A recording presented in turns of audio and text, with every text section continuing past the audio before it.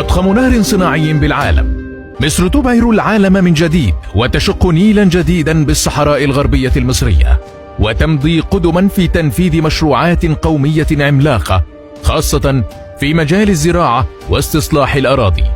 فما هو هذا النهر الصناعي، وكيف سيحقق الاكتفاء الذاتي من الغذاء للشعب المصري؟ مشروع الدلتا الجديدة. يقع مشروع الدلتا الجديدة على امتداد محور رود الفرج الضبع الجديد، ويعد إحدى قاطرات التنمية الزراعية في مصر لتحقيق الاكتفاء الذاتي وتصدير الفائض.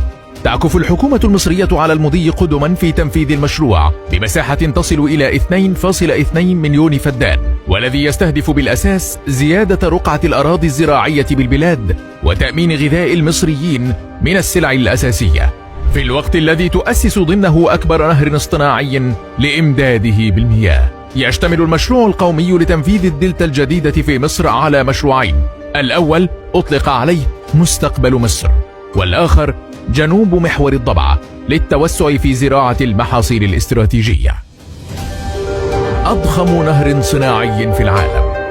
بتكلفة قدرت ب60 مليار جنيه، يجري استكمال أعمال تنفيذ إنشاء أضخم نهر صناعي في العالم بطول 114 كيلومترا لاستغلال مياه الصرف الزراعي والمياه الجوفية والسطحية في الزراعة بعد معالجتها بمحطة مياه الحمام، حيث إنه من المقرر أن ينتج النهر نحو 10 ملايين متر مكعب من المياه. ويضم النهر الصناعي حوالي 22 كيلومترا من المواسير المدفونة تحت الأرض، ووظيفتها نقل المياه الجوفية والصرف الزراعي والسطحي بعد معالجتها بمحطة مياه الحمام لزراعة 2,200,000 فدان بالصحراء الغربية، فضلا على أن المسار المفتوح للنهر يمتد بطول 92 كيلومترا.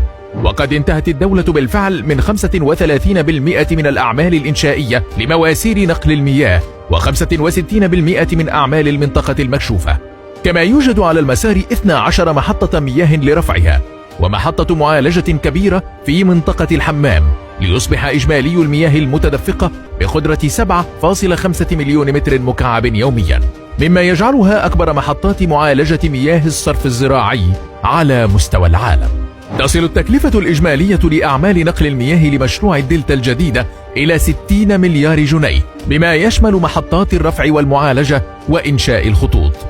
وبدوره أوضح مستشار وزير الزراعة المصري سعد نصار أن مشروع الدلتا الجديدة ليس مشروعا زراعيا فحسب، ولكن هدفه النهائي إقامة مجتمع عمراني متكامل من كافة المناطق، لأن المواطنين في مصر يعيشون على 11% فقط من المساحة الإجمالية للبلاد.